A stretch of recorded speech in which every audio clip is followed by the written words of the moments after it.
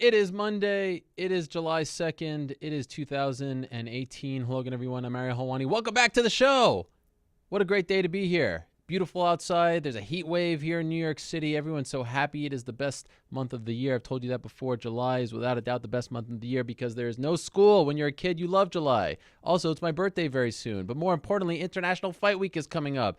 We're 5 days away from the biggest card of the year as far as the UFC is concerned. UFC 226, Daniel Cormier versus Stipe Miocic for the heavyweight title, of course.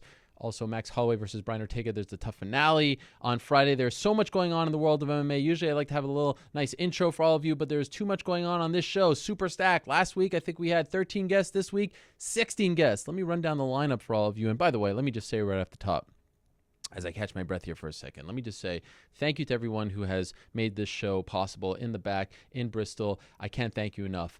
Also, thank you to all the people who have now jumped on the bandwagon, who have jumped on the ship. I don't want to call it necessarily bandwagon because this is our ship. This is our boat. This is our bus. Thank you for all the nice messages. Thank you for welcoming me back into your life. I love you. I missed you. I appreciate your support and loyalty more than you know. Hopefully, round two, so to speak, goes just as good, if not better, than round one last week, and we have a great show. This is the lineup today. 1 o'clock, we'll be joined in a matter of moments by Ilima-Lei Macfarlane, the reigning defending Bellator women's flyweight champion. After that, Paul Felder, Johny Hendricks, Iaquinta, James Gallagher, James Vick, Mike Perry, Jessica Ai, Cody Garbrandt, Justin Gaethje, Valentina, and Antonina Shevchenko. Tito Ortiz. I've not talked to him in almost 5 years. Still has me blocked on Twitter. Tito Ortiz, Yair Rodriguez, and in studio, Renzo Gracie. After that, we'll be joined by New York Rick in studio and also Brett Okamoto for the third, maybe even the fourth, but I think it's third annual International Fight Week draft. We all pick winners who we think is going to win. Something will be on the line. There might be a payoff. There might not be a payoff. We shall see. But for now, let us go to the magic of Skype and say hello to our first guest of the day. In my opinion, she was the story of the week. She fought on Friday. She successfully defended her title in Temecula, California against Alejandra Lara. She is the reigning defending Bellator women's flyweight champion. She is the one and only Ilima-Lei Macfarlane. There she is, joining us via the magic of Skype. How are you, Ilima-Lei? Hi, Ariel. I'm good. How are you? It is a pleasure to talk to you for the first time. Congratulations on the win. Thank you. Thank you for having me. So, I wonder if you feel the same way, Ilima-Lei. I feel like this win, for whatever reason, the build and the aftermath felt almost bigger than when you became the champion for the first time. I don't know what it is. Maybe you're settling in as champion, but this one felt different. Do you agree with that? 100%. It was the craziest, hands down, the craziest fight week of my life, the craziest camp, and the craziest fight so far. I don't know what it was either. It definitely felt bigger than when I actually won the title. But it was a circus. It was madness. You have no idea why? Well, I think it just comes with the territory now that I am champ. You know, there was a lot more appearances, interviews, people following me around, and then being able to fight in San Diego, which is where I live now. You know, the crowd was amazing. My whole family from Hawaii flew up, so it was. I could feel the electricity in the arena that night. It was really nuts. For a young Hawaiian fighter to go out there and about to defend her title for the first time and prior to that, just like minutes before, bump into one of the greatest legends in the history of the sport who happens to be from Hawaii, the great BJ Penn. And from what I understand, that's the first time you've met him. What was that like? What did that do for you? It was very humbling. I was actually this was a few hours before the fight, and I got hungry, so I went down to the lobby to go order food, and I was kind of getting a little bit annoyed because here I am trying to get in my zone, and people are coming up to me taking pictures, and I'm trying to, like, I have my hood up and I'm trying to get my food, and then Rich the matchmaker, he comes up to me, he's like, "Hey Lima, one of my friends really wants to meet you," and I'm just like, "Oh, okay." And I turn around and it's BJ. I'm just like, oh my gosh, I was so starstruck, and so I asked to take a picture and everything, but yeah, that was a pretty incredible moment. I've never been starstruck before that hard, so Wow. it was a little Do bit shame. do you even remember like what he said to you? Did he give you any advice, words of wisdom? He just wished me luck for the fight, and yeah, and then he pulled out his phone and took a picture, and then but the cool part though, so I met him, and then the cool part was after I won, after I armbarred her, then I'm walking around the cage trying to find my family, and BJ is one of the first guys that I actually make eye contact with, and he points at me, and I'm like, oh my gosh, BJ. That is amazing. Yeah. I'd imagine that gives you extra motivation. Even seeing all those flags, all those people, it felt like you were in Hawaii. How many people do you think were there from Hawaii supporting you? Gosh, from Hawaii, at least, I want to say at least like 150, Wow, 150 people. that's crazy. And it Mhm. seems to me, and you would know better than I, it feels like there is real momentum that you guys are going to beat the UFC to get to Hawaii. It feels like this is something that's very close. What could you tell us about this? Gosh, I mean, I agree too. I feel like Bellator is probably closer than the UFC is to having a show out there. Um, and yeah, I'm just gonna keep my fingers crossed. I'm just gonna keep pushing it on social media, and um, hopefully, logistics wise, it will work out. And the state of Hawaii, the tourism bureau, or whatever, then hopefully, like, we'll be able to work with them. But I'm just gonna keep pushing it for now and hyping it up and keeping my fingers crossed. Have they given you any insight, like when they hope to do this, when they're shooting to do this? No, no, nothing. I haven't heard anything really. I feel like you just don't want to tell us. No, I really don't. I promise I would if I knew, but like they haven't said anything. I haven't even really talked to Scott or anybody about even the possibility of having it in Hawaii. But yeah, so like I said, I'm just gonna keep pushing it on social media and hopefully, because I way rather fight in Hawaii than in Canada. Sure. And of course, you're referring to Mhm. your next opponent, Valerie Letourneau. I know that there is, and she's from Canada, of course. I know that there's mutual respect between you and Max Holloway, but you have to admit it would be a nice feather in your cap if you beat him to the punch, right? Oh, of course. Okay. Yeah. He even commented on my Instagram. He's like, I'll be mad if you guys do it first. I'm like, it's okay. I'll get front row tickets. It's fine. Um, and so afterwards, the fight. I mean, you gave Alejandra Lara a lot of props, and it seemed, and correct me if I'm wrong, did it seem like she was tougher than you expected? Because even during the armbar attempt, it was reminiscent of Dan Hardy and GSP from UFC 111. Like every time you were trying to tweak it, you had mentioned that you knew she was double jointed, but maybe not that tough of an out. Were you surprised at how durable she was? I was. And right when we hit the ground in the first round, and I saw that I wasn't going to get my way with her as easily as I thought, then that's when I kind of got nervous. And I was like, oh, wow, I thought I was going to finish her in the first round. But when that didn't happen, that's when I actually got nervous. And I went over to my corner thinking, like, I could actually lose this fight right now. She's a lot better on the ground than I thought she was. She's really good with her body weight. But then once I settled in to the second and third rounds, then I felt good. Speaking of somewhat beating the UFC to the punch, do you keep tabs on their flyweight division? Because at least from my vantage point, it feels like there's a hell of a lot more momentum in your division right now with, your title defense, knowing that Letourneau is next. It seems like there's in somewhat of a state of flux. Do you watch what's going on over there, and do you feel like the 125 division in Bellator is a little more stable at the moment?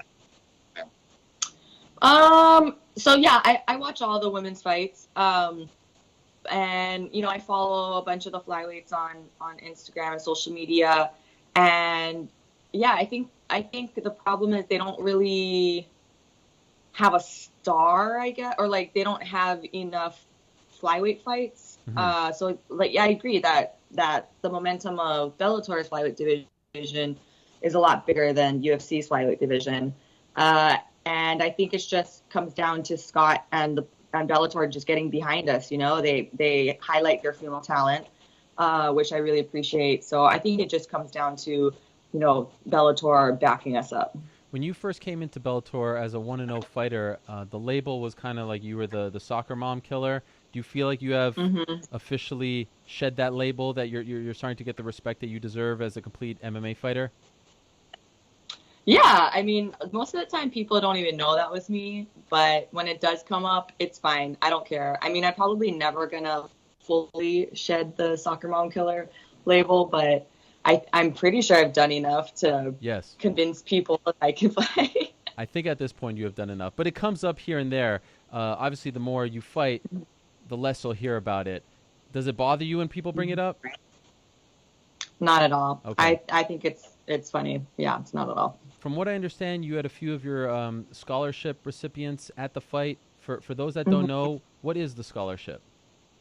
So the scholarship is called the Eliminator Scholarship, and it's with a nonprofit that I work for, Intertribal Youth. And basically, it was a scholarship that I started with my win bonus from my title fight. And it's for young Native girls. And I just wanted to give them the opportunity to travel, get off the reservation or the islands. And it's we send them through these summer programs. We do exchange programs with Hawaii, Panama, Jamaica, and San Diego. And so, yeah, it was just something that I wanted to start to give back to the Native community. And there's a movement going on right now. It's called the Missing and Murdered Indigenous Women Movement. And it's just to bring awareness to the fact that oftentimes, or Indigenous women and girls face the highest rates of violence. So I just wanted to give these young girls an opportunity to travel and to see other women in these strong leadership positions. So yeah, a couple of them were able to come to the fight, which I was so ecstatic, because we had 3 women's fights on that card, and they were all amazing fights with amazing fighters. And so I just wanted to show them that, they can do anything they want to do, even if it's getting into a cage. What prompted you to do that? I mean, obviously you're well aware of the struggles and what they have to overcome, but what prompted you to actually go out and do this? It was while I was in Panama. I was doing a cultural exchange with some of the native tribes out there, and it was just a casual conversation. I asked the chief's daughter had said that she wanted to come out to one of the programs like in San Diego, but couldn't afford it. So I just asked, how much would it be to fly her out? And so the program director told me the cost, and I told him, okay, well, I don't know if I'm going to be fighting for a belt because they haven't made the announcement yet, or they haven't made the call. So, but I was like, but if I do fight for the belt and if I win, then I'm going to fly the chief's daughter out to do the program. Wow.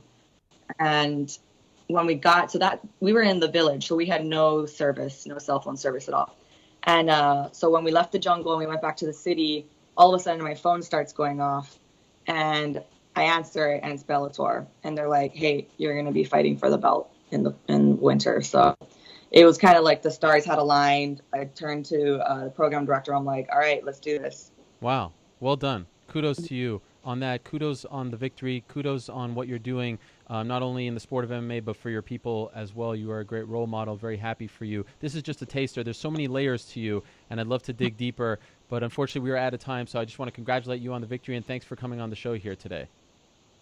Thank you so much for having me. Have a good day. Yes, same to you. Mahalo and aloha. Yeah. There she is, the reigning, defending Bellator women's flyweight champion, the one and only Ilima-Lei Macfarlane, a very entertaining fighter, a very entertaining fight on Friday night. And like I said, she is a fascinating personality. I look forward to digging deeper with her because there's a lot of layers. A great representative for Bellator's women's flyweight division. Okay, one of the big news stories midweek was the fact that Johny Hendricks, just a couple of days after Rashad Evans announced his retirement on this show last Monday, Johny Hendricks went on MMA Junkie Radio and announced his retirement. The former UFC welterweight champion walks away from the sport at 34 years young. He's kind enough to be joining us right now on the phone. Let's say hello to Big Rig himself. Johnny, are you there? Yes, sir. How are you doing today? I'm doing great. It's great to talk to you. Thank you very much for doing this, and congratulations on the big announcement. Why did you announce your retirement last Wednesday, Johnny? You know what? I didn't even know somebody else did. And the reason why is because I got tired of just, realistically, I'm over it. I'm over the sport. I did my part, and now it's time. I've been focusing a lot on wrestling, and that's what I've really been doing this summer. And now that I can sort of say, all right, I'm out of the MMA world. I don't have to worry about something else happening or anything like that. It's sort of been nice too because I've been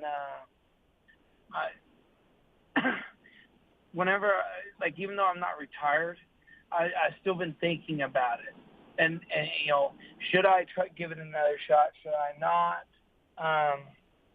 And with that question being taken away now, I felt a lot of relief. And you know what? I'm still feeling good about my decision because I still get to wake up.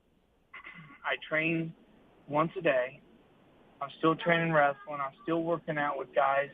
The only difference is I don't have somebody sitting here saying, oh, you're walking around at 208 right now. You're fat. You need to lose weight. Mm-hmm. That's sort of the only that is nice thing about everything. When you say that you're over it, I mean, was there something in particular that made you say, you know what, I just don't want to do this anymore? Because like I said, just 34, and I understand that your contract with the UFC was up, but was there something in particular that just kind of turned you off from the sport? You know what? Yeah, I'm tired of, look at these fights. It's about, sometimes it's not even about how good of a fighter you are, it's how good you want to run your mouth. Uh-huh. And what I love about the sport, I tell everybody, I'm just a southern kid that likes to do something. You know what I mean? And that's really the gist of it. And then you start throwing in, this guy's doing this guy's doing this, which is getting him this, it's doing this for him. And you know what? For me, it's not the same sport that I wanted to be involved with. This is 5 years ago, 6 years ago. It's changing, it's evolving. And I knew it would one day, right? I was just hoping it was going to be a little bit longer than that. But now that it has evolved into what it is, there's some people that are very good at what they do, and meaning they run their mouths, and I can't take nothing away from them for that. I tell everybody that's the easiest part. I say that for people that I trust and I like. But if I wanted to get back to where I wanted to, and I don't know if I could have, could I have done it without running my mouth? Do I, and you know how I am, and what I've talked about since I started fighting is that I wanted one day that whenever somebody comes up to my kid and says, hey, I met your dad, he was different than the others, and he was this, this, and this, right? And he was actually a good person. That's what I want, and that's what I've always been trying to achieve, right, from the very beginning. And would I still be able to hold that for myself if I did try to change my ways? Does that make sense? Yeah. So let me ask you, Johny. It is accurate though that your contract with the UFC ran out, correct? You were a free man. Yeah. Did you even? I was a free guy. Did you have any offers? Were you weighing any potential opportunities elsewhere? No. I talked to my manager, and I was just like, hey, you know what? Let's just see. He didn't really try. He was wanting me to, he was wanting me to do this for the UFC. And I was too, but then again, like I said, I just sat there and I was like, you know what? I don't really need that. You know what I mean? Whenever you hit that point in your life and you go, you know what? I don't need this. And do I need this? Do I need this? Can I be happy doing something else in my life? And I think I answered that. Do you leave? Do you leave with any regrets? Oh no!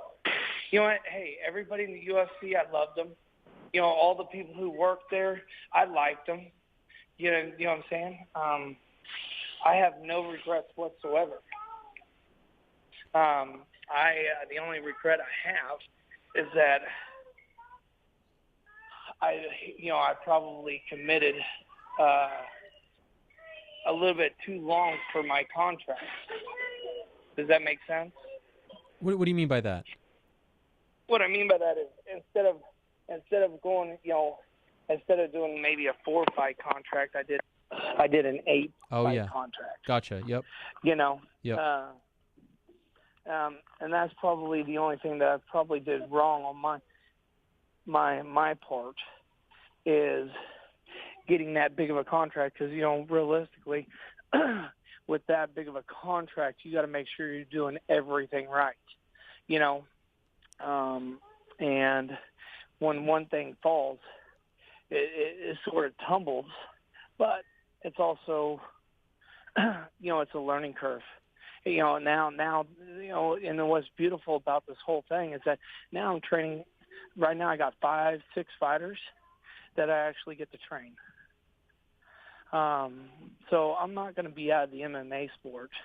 I'm still teaching wrestling. I'm going to teach other guys how to fight, and I'm going to use my experiences to hopefully guide them into the right way they need to. So, Johny, obviously you had to answer the question time and again, post-title victory about the losing streak and 5 of 6 and things like that. In your mind, now that you've had time to reflect, why do you think you had so much trouble towards the end of your UFC career? Why do you think that you couldn't get back on track?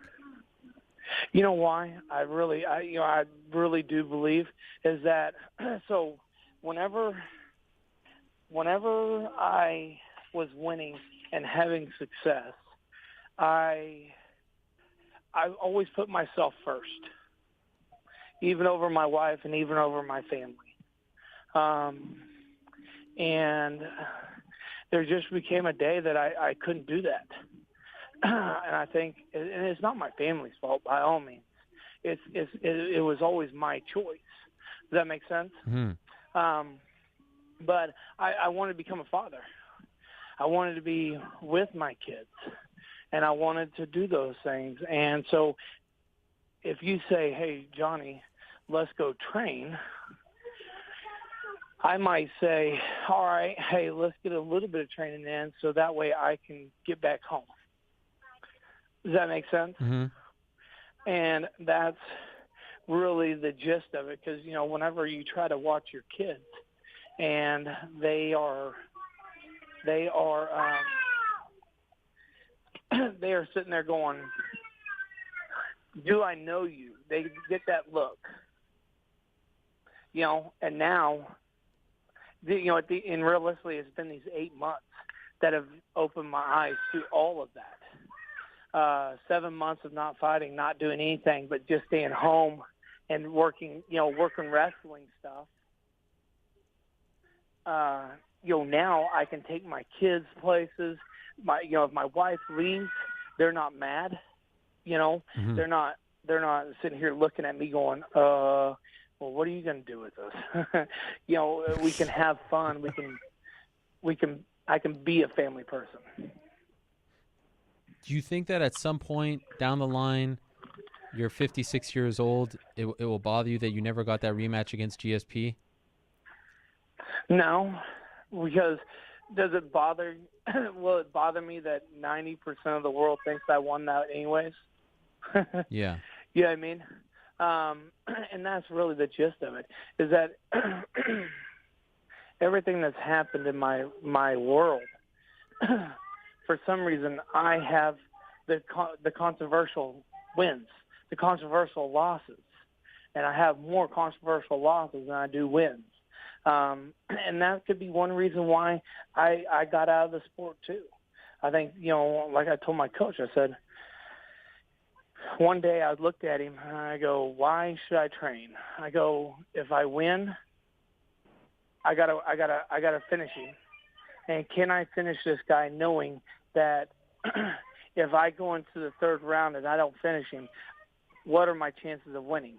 Let's just go back and look at some of my fights. I don't have that good of a chance, right? I have to stop the guy to get the win. And whenever you're looking at that, you're just going, you can't fight under those circumstances. You have to believe that if you win the fight, you win the fight. And, and whenever you hit that point, I think that's what sort of pulled me away too. is, you're looking at these judges. What do they want? Now that I'm retired, I can say whatever I want, and that's the beautiful thing of what I'm about to do. Okay. Is that what are these refs looking for? Why is there not a regulated, not any person? Because here's the thing.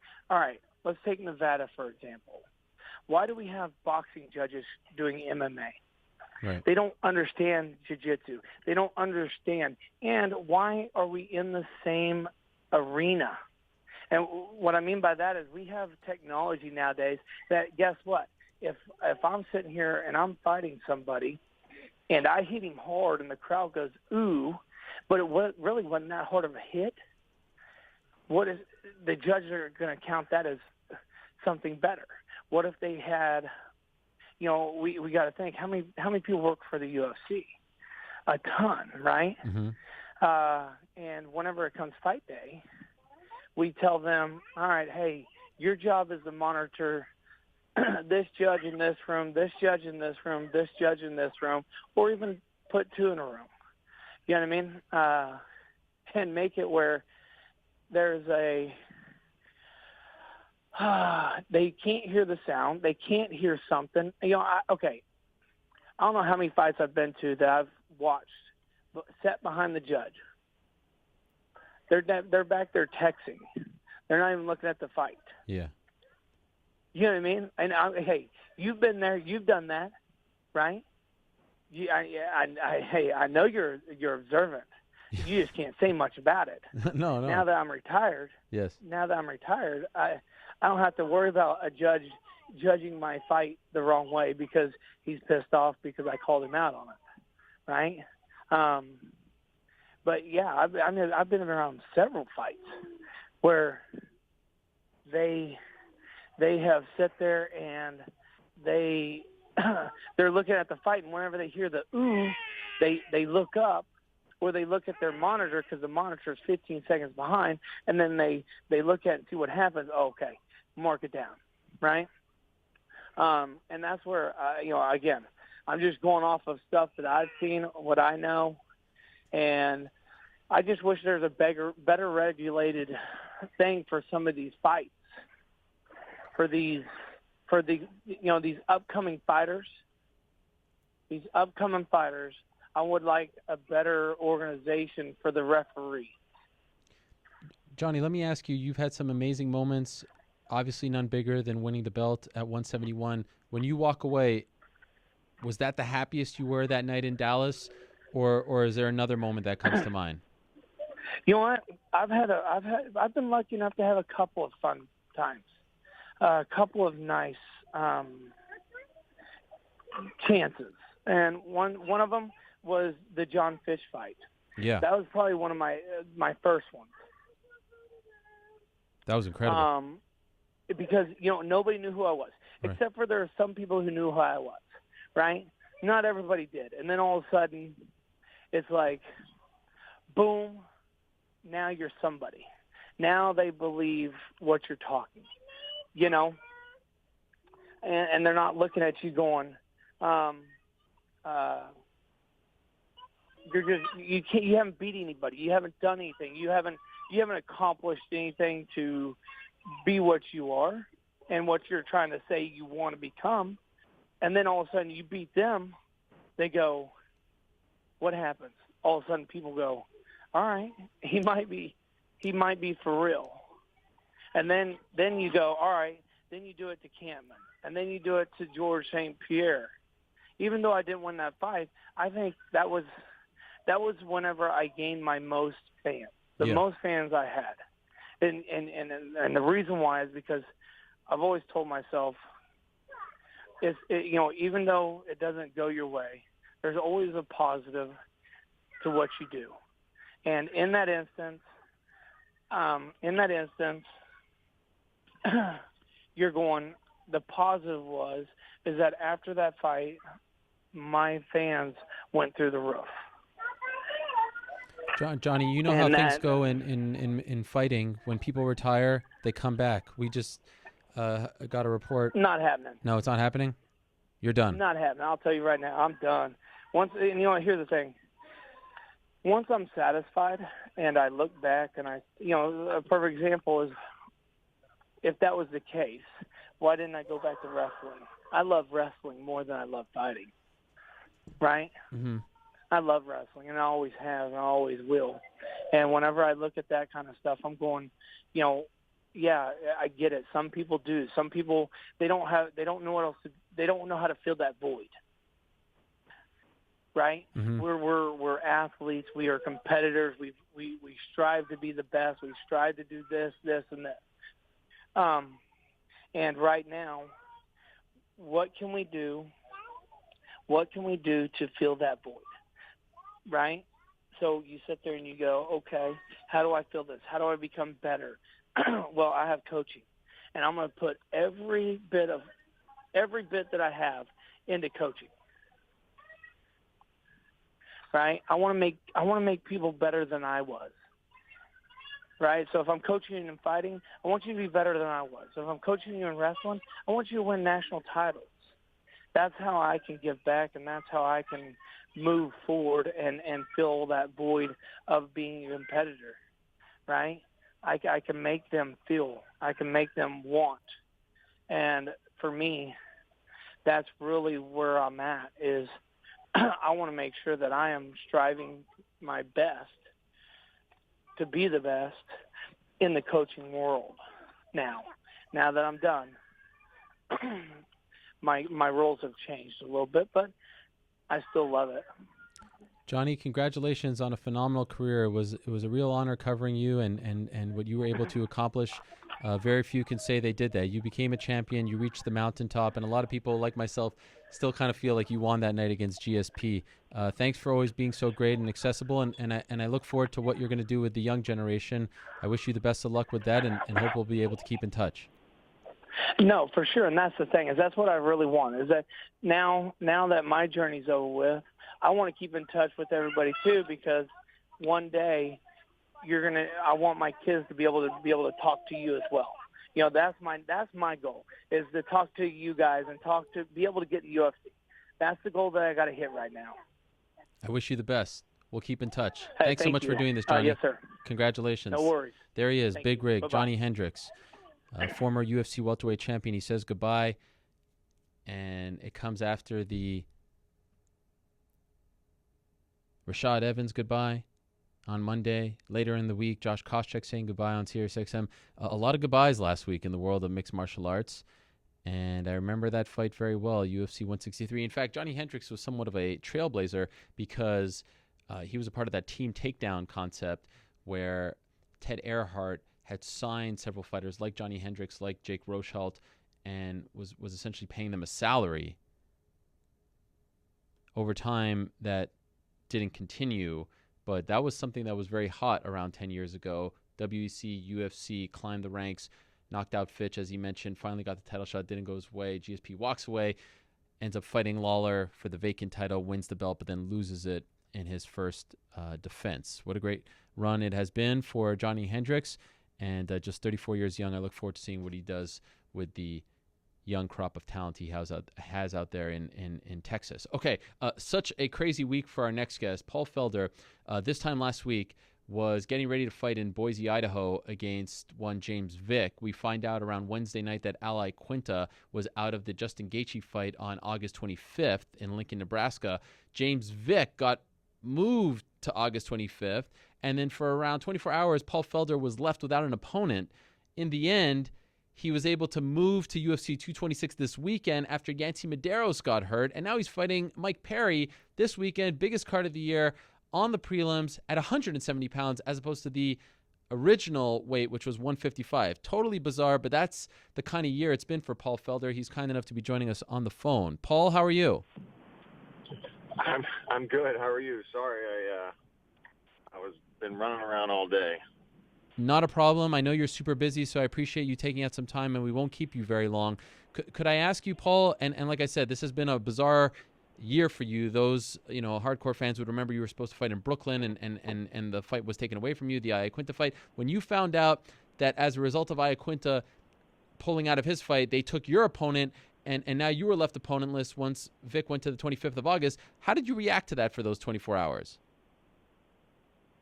Well, when my manager finally called me with the news that, Vic was getting pulled, then I was really pissed. When he first pulled out and I heard about it, obviously I jokingly threw my name in the hat to fight Gaethje, but honestly I didn't want to really get pulled off of that because, I've been peaking and getting ready for a fight that was happening in 2 weeks, training for a guy that's, over 6 foot, and then suddenly Al does that, and I'm like, well, that's Al. I wasn't surprised at all that he did something crazy. I mean, we've seen it happen before, and I thought maybe he figured some stuff out with the UFC, but apparently not. I don't know the full story yet, but I just wanted to fight, man.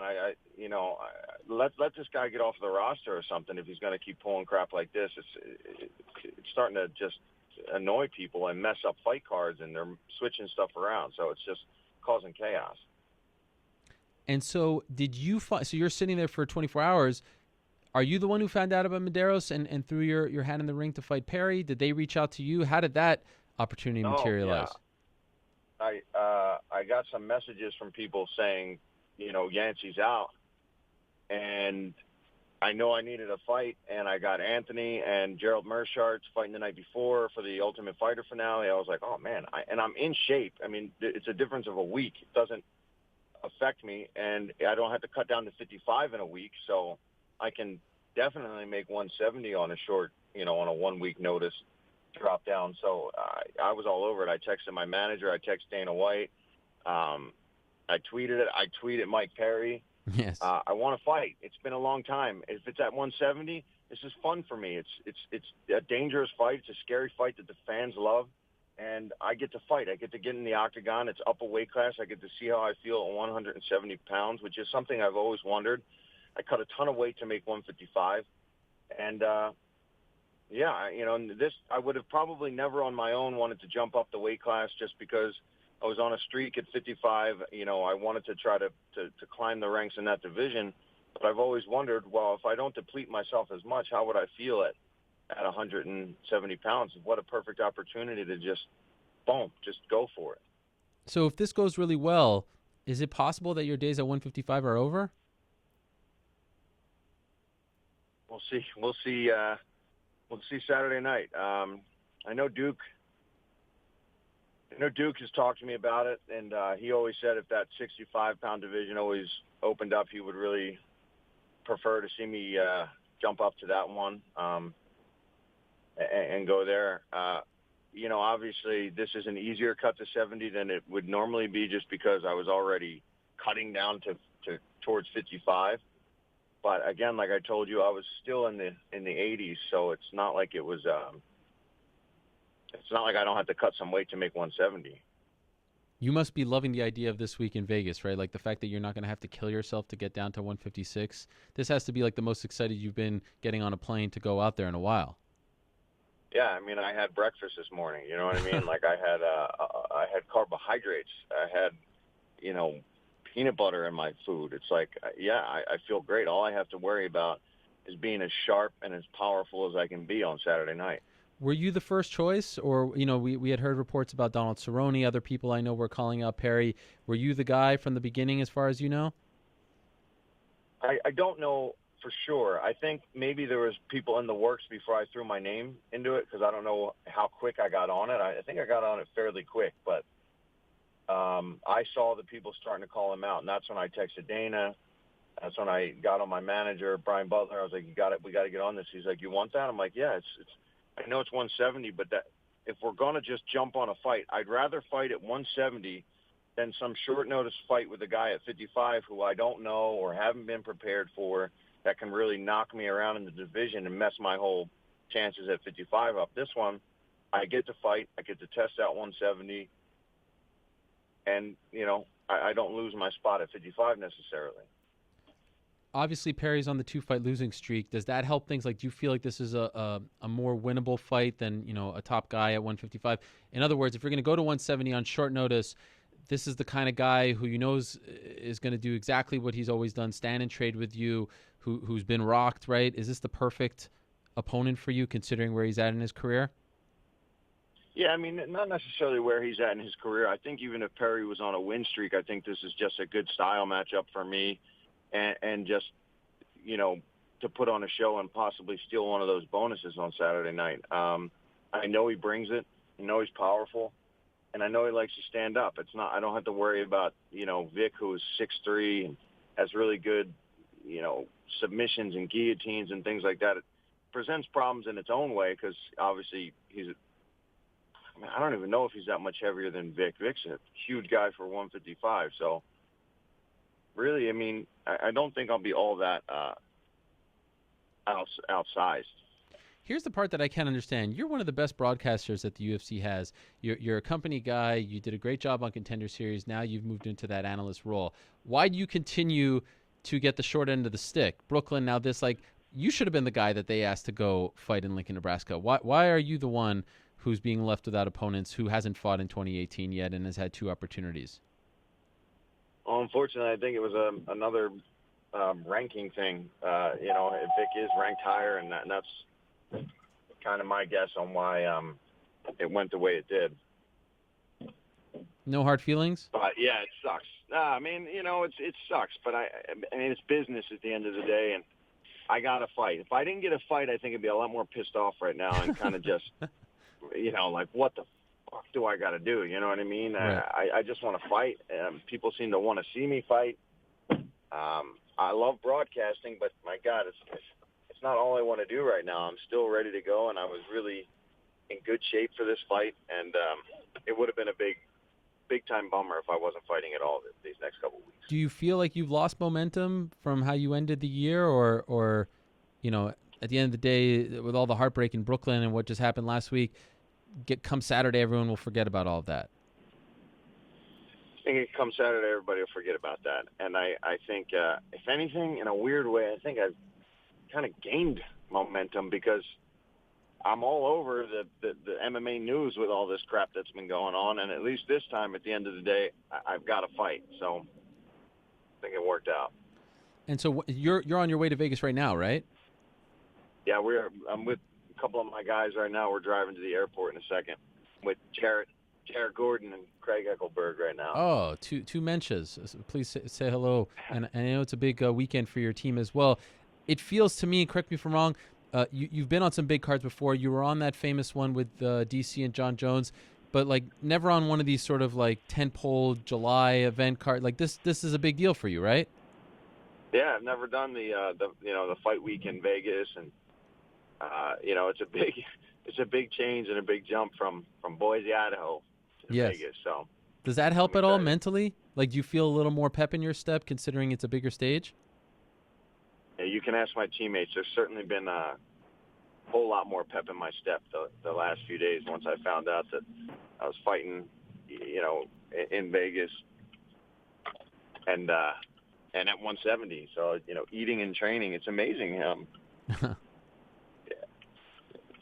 Hold on one second. Right? Take a look. No. Go to the gym. Oh. Sorry, Ariel. We're trying to figure it out. No, this is great. But yeah, I'm pumped, man. And I'm excited to see how I fare at 170. I have to ask because he's coming up next. It sounds like you're a little perturbed at Iaquinta. Is that accurate? Yeah, you can say that. You know what I mean? I don't know what Al's going to say. He'll probably say some smack talk about me, but at the end of the day, I ended up with a fight, so it's all good, Al. Just figure your stuff out, man. I don't know. I hope nothing personal is going on with him that caused him to do this, and if that's the case, then, I'm sorry for whatever is going on. But if it's just because you don't feel like fighting, then just don't fight. He's a good fighter, but it just doesn't seem to be consistent. I appreciate the time, Paul, especially as on your way to the airport. I know it's been a hectic morning for you, so thanks so much for squeezing us in. Safe travels to Las Vegas. I'm looking forward to seeing the fight and, of course, seeing you out there. Yes, sir. Thanks for having me on, man. And again, I'm sorry that I missed the first time around. No problem. We appreciate the time. There he is, Paul Felder, stopping by. He fights Mike Perry on Saturday, UFC 226 prelims of the 226 card. He was supposed to fight James Vick on July 14th. The whole thing got moved around. It's been a crazy week for all involved. We'll talk to James Vick later. We will talk to Justin Gaethje later. Of course, we just talked to Paul Felder. Much going on, but let's talk to the man who Paul Felder was just talking about. Let's talk to the one and only Raging Al Iaquinta. There he is. Al, how are you? How are you? Well, we're working on that, Al. We can't have the setup where you see me, but rest assured, I see you. Hold on, I'm gonna try to see if I can. If I put you on Yes. my phone, then I can watch you watching me. Do you want that? Does that help? Yeah, it feels weird just not talking to you. Can see me, but I can't see you. You know. I feel you. Where are you right now, by the way? In my living room. Oh, because usually is this part of the new era? We're switching locations. Oh, all right. ESPN. That's right. That's right, baby. We've come a long way. Congratulations. This is great. We're on ESPN now. This is big. This is big for us. On ESPN. I'm thankful you having me on. Yes. Usually you're in your attic or somewhere. Is your room or what is that? My upstairs is hot right now. I don't have the AC on up there, so we got the AC on down here. We're just chilling. Well, this is great. I appreciate you doing this, Al. You have been in the news as as always. Let's talk about last week. You're no longer fighting on August 25th against Justin Gaethje. Why is that? Some injuries that I had before, even leading up to the Khabib fight, they're just not going away. You know, I just need a little more time to get right. You know what I mean? Like, I was kind of rushed into the whole thing. I thought I was going to be fighting in like November, December after the fight. So I was kind of just chilling out, you know, working, doing some rehab stuff. And then I got the call to fight Gaethje. That was one thing. I definitely didn't call him out. Someone said that. I think Ali was quoted somewhere as saying that I asked for the fight. I didn't ask for any fight. I was more than, you know, happy to just chill, train, and then maybe fight in like November, December. I figured that would be like a good idea. But out of nowhere, they called me to fight this fight. And I was like, you know what? It's a great fight. It's just got to make sense. And I was getting these PRP injections. I was trying to really rush it.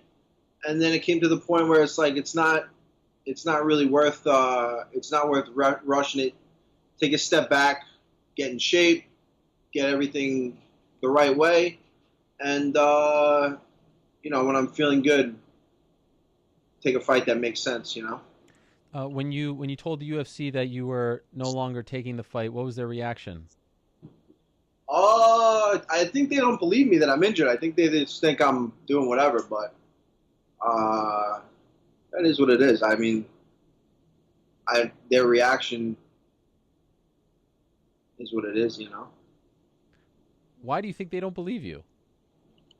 I don't know. Probably because I was asking for more money the whole time, because whatever. I don't know. I think they just I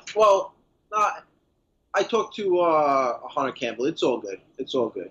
Okay. It's look, it worked out great. It worked out great for everybody. It worked out good for me. Obviously, I would have liked to be healthy and fighting and, you know, headlining a card, but you know, it works out better for me health-wise to take a step back, get healthy, do physical therapy like I wanted to do before I got the call. You know, it put a lot of pressure, like rushing into a fight when you're not even able to train and really see where you're at and hope that you're going to heal. You know, and then I was training and it you know, it's just going to take time. Yeah. You know what I mean? And it's still the knee? Don't worry about it. Okay. Head, shoulders, knees, toes, everything. We're all freaking beat up.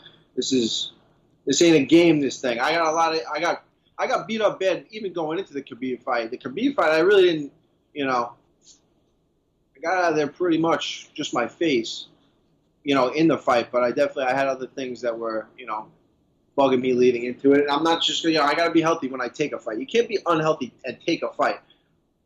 So why did you agree to the fight? Was it because you liked the matchup? You liked being in a main event slot? And no, I thought it was I thought it was an awesome fight. Gaethje, it's like everyone was looking forward to it. You know what I mean? But I was kind of like, you know, maybe I wish they would have given me more time to. There's just not enough time. There's not enough time for me to say, you know, they were going to Nebraska for the ticket signing thing, and I'm going to get on a plane and be like, you know, hyping a fight up that I don't know if I'm feeling good, you know. So I just, you know, that was kind of like the deadline point. I told him, I said, you know, I'm not going to go to Nebraska and promote the fight if I'm like still on the fence whether I'm healthy enough to even do this, because I just, these injuries have been coming back since I started really training for this fight, and it stinks, but it is what it is. Are you worried about the injuries, or you just feel like, a few months off, come back end of the year, you'll be fine? Yeah, I think just relax for a little bit, physical therapy, train to just train and improve, not train to, really be at a deadline. I think it'd be better for my health, mentally, physically. We're in a good spot, And of course, spend some time at the cabana. Oh, who's that? Who we got there?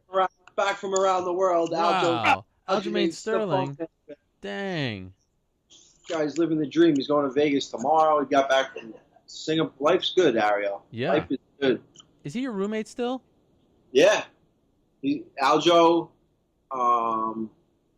been here for a while. We've been living together 3 years now. Almost 3 years, yeah. Is he a good roommate? Like, is he clean? Does he, look after himself? He was gone for Aljo, 2 weeks he was just gone for. The garbage hasn't been taken out once. Oh, my God. So I should be asking him if you're the good roommate. I don't even know what day the recyclables go out. My. But yeah, Aljo's a great roommate. And then we got this young kid, Dennis Bazooka, who's he's an amateur on our team. He's got to be like, what's his record? He's undefeated. He's knocking people out.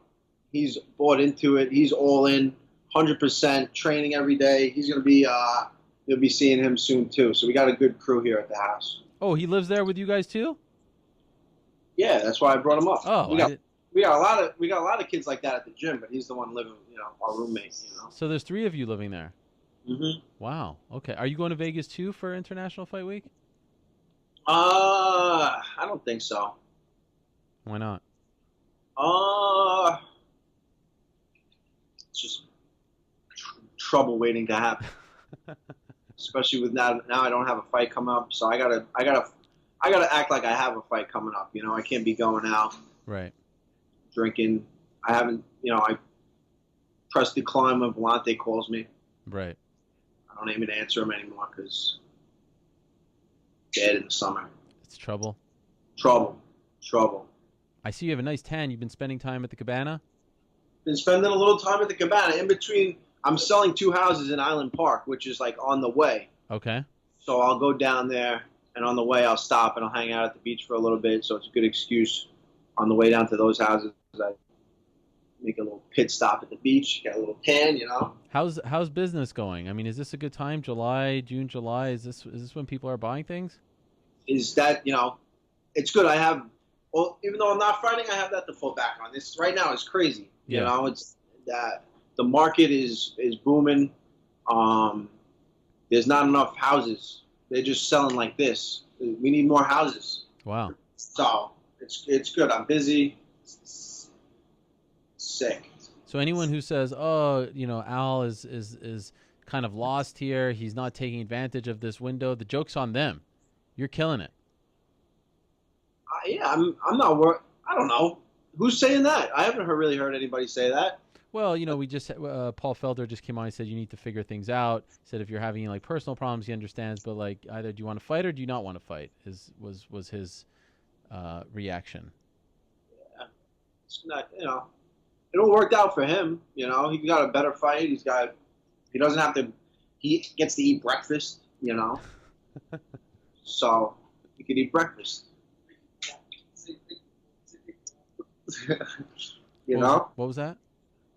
No, Aljo said something. No, I don't know what Aljo says. He's just making noises or something. Paul something? So, thank you, Paul. I don't know, man. But it worked out for him. What is he,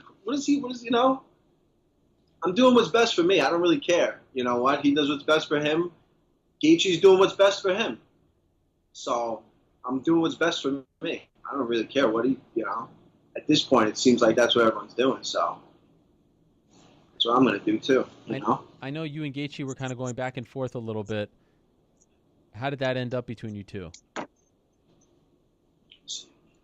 Later, bro. I don't know. How did it end up? Good luck, I guess. You know, do what you got to do, brother. Go get yours, and you know it'll be a good fight. I think it's a good fight. It's an intriguing fight. Vic fighting anybody is a good fight. The guy's long. He uses he's going to be forced into a fight. I think his last fight was a little, the other guy didn't really push the pace on him. Gaethje's going to push the pace on him. It's going to be a good fight. Listen, it works out better for everybody. I get to heal up Sure. Listen, when I come back, when I'm 100%, no one's going to be saying anything. You know what I mean? Yeah. So, but they get a good fight. Everyone's happy. What's the big deal? You know what I mean? It's unfortunate. I wish I was, I wish it was worth it, but it's not. Can I ask you, considering your place with Project Spearhead, the fact that there's no unity in the sport, I know is something that has bothered you. You pull out for your reasons that you just mentioned. Someone jumps in. Does that ever get under your skin? Like, okay, we're not, because I know you said, oh, maybe I'll ask for a little more money if I'm going to do this. Does it bother you when someone like Vic just like jumps in at your like next man up, or do you understand the way that works?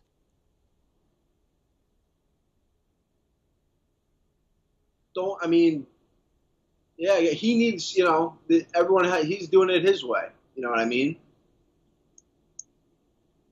He's doing it his way. He thinks I hope it's worth it to him. You know what I mean? So that's it. It's a good fight for him. He's going to be a main event. He's fighting a tough guy. I just hope it's worth it for him in the long run. You know what I mean? What do you mean by that? I don't know. I think he's like they're offering him a fight because he's the next best guy, besides me, to take this fight at this time. But they see it as like they're doing him a favor. You know what I mean? So he's kind of like helping them out, but it's kind of at his expense. But if he does great, then obviously it would do huge things for him. So I hope everything goes well for him. I hope the best for him because I like Vic. You know what I mean? I think it's a good opportunity for him. It's great. I think what you're trying to say is the favor goes both ways, right? He's also doing them a favor by taking the fight on short notice. No, I mean, yeah. But not everyone looks at it that way. He's earned that shot. Yeah, yeah. He's earned the position, just like I earned the position. He's earned the position. He's not being given anything, but I think people are gonna, they kind of that's how they sold it to him, is that they're giving him the opportunity, but he's giving them the opportunity to develop a star. You know what I mean? Sure. Big weekend for you guys. Big week. Matt Serra going into the Hall of Fame. Awesome. It's awesome. It's well deserved. He's done so much for the sport, so much for our team. Just the guidance that I'm really happy for him. Who's doing the induction speech? Do you know? Is it Longo? Oh yeah. Oh wow. It's gonna be a good one. I can't wait for that. Is he writing that on his own? I'm pretty sure he is. Yeah, I don't see why he wouldn't. Ray's pretty good at that kind. He's good at speaking and stuff like that. I'm really looking forward to it. It's gonna be a good one. There's stories that they have, that they tell me and that they tell the guys. It's endless. So I'm sure he's gonna pull out some great stuff. They've been together for so long. They've been title fights, the highs, the lows of this thing. It's crazy. Matt was basically out of the UFC. He was like almost. I mean, it was like done. He called Ray. He said, "Let's do this. They're going to do this comeback series. We got one more shot at this thing. Let's do this." And they got together and they freaking, got it done. Biggest upset. It's crazy. Do you remember where you were when he beat GSP? I was in my basement. Yep.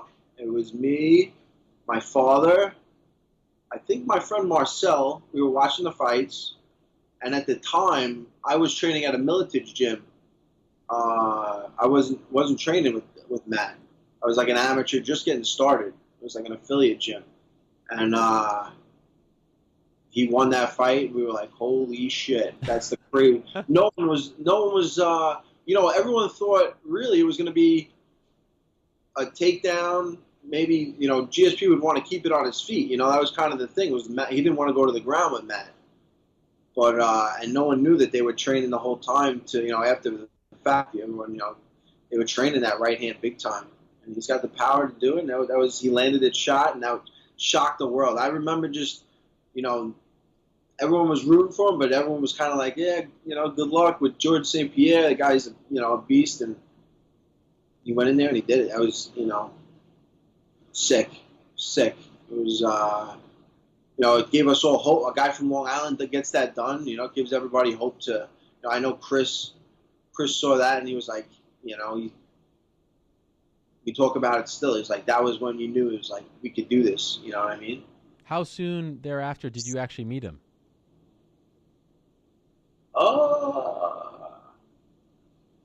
Maybe like a year. Oh, wow. Okay. What year was that? That was like 2007.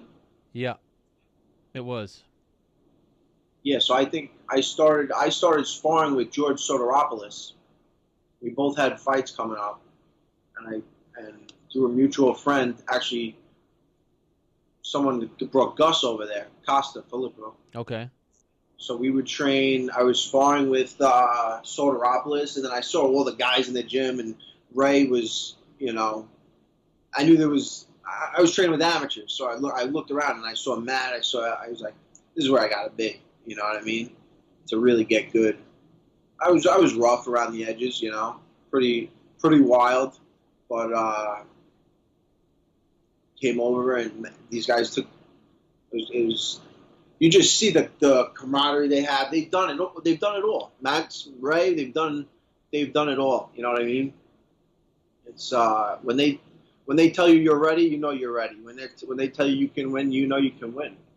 They've been around. They've seen it. They're not blowing smoke. They're not just training anybody. They're training guys from the neighborhood right around here, Long Island, or you really got to work to get to get in there because they're not they got to like you. There's got to be a bond. You know what I mean? And that's just one thing I respect about them so much. They're not. Matt and Ray, they don't care. They're the realest. They're the realest of the real. You know what I mean?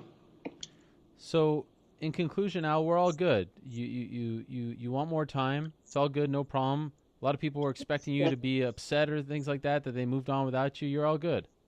No, I appreciate that everyone was wanted me to get in there. I think I just wish I could. It sucks, man. It sucks because it was a great fight, great opponent, and maybe we'll see. Maybe the timing will work out good. Maybe it'll be better the second time around. Who knows? Yes, but you're at peace with everything, is what I'm asking. Yeah, I'm chilling, man. All right. South Shore of Long Island. I'm not worried about a damn thing. All right. I'm glad to hear that. Al, you've always been great. Thank you for coming on our new show here. I appreciate it. Next time, you'll be able to see me. That's my vow to you. All right. I'm looking forward to it. Thanks, Ariel. Congratulations, ESPN. This is awesome. Go get him. All right, my man. Thank you so much. There he is. Ragin' Al Iaquinta. Always great to talk to him. One of the very best in the business when it comes to being accessible and giving us his time. And yes, I agree with what he said. Unfortunately, that was a great fight. That was a great opportunity for him. That was a great matchup to get back on track after the Khabib Nurmagomedov fight. Takes that fight on short notice, goes the distance with Nurmagomedov on 24 hours notice, gets an opportunity to fight Justin Gaethje in the main event with more time. But unfortunately, as you just heard, he needs a little more time than that. So in the end, we end up with August 25th, Justin Gaethje versus James Vick. Massive opportunity for James Vick, a guy who's been asking for a big fight, guy who has been asking for a main event fight, a ranked opponent. He gets that opportunity. He knocks on that door. They answer it, and He's the new main event, one half of that against Gaethje, and then, of course, Felder fighting Perry this weekend. We'll hear from Perry. We'll hear from Gaethje later on in the show.